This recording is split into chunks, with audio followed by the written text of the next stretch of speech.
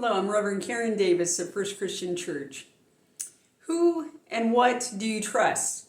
Do you trust that when you look at this and it says pepper, or this and it says salt, and you go to shake it, that there's really going to be pepper in there and really going to be salt in here? How do we know what we can trust, what we can believe? For people throughout history and all of time, that has been a question that people have pondered with. What can I trust? Who can I believe in?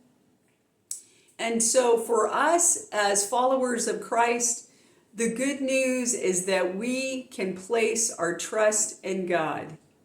This week we are reflecting on Psalm 23, a psalm that is often attributed to David.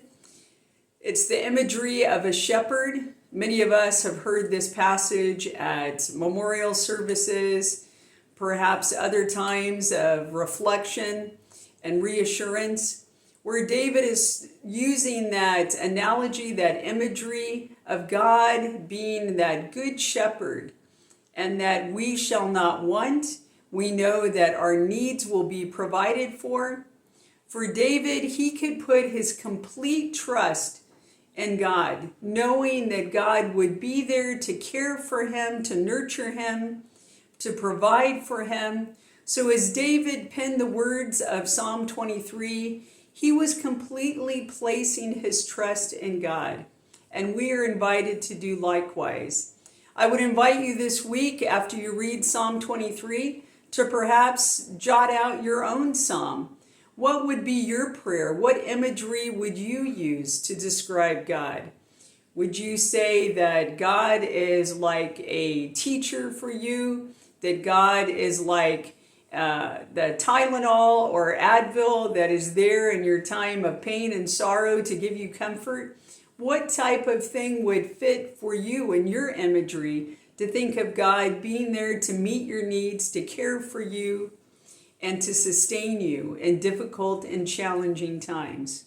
So reflect upon that this week, how God is that one thing that you can trust, that when cars break down, when appliances don't work, when the pen runs out of ink, even when people fail you, when all of those other things perhaps we cannot place our complete trust in, we are reminded that indeed we can place our complete trust in God.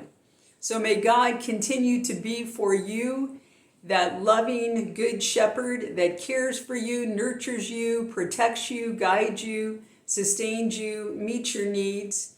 And then you can fill in the blank for yourself, that the Lord is my whatever it may be that you are needing in your life at this time.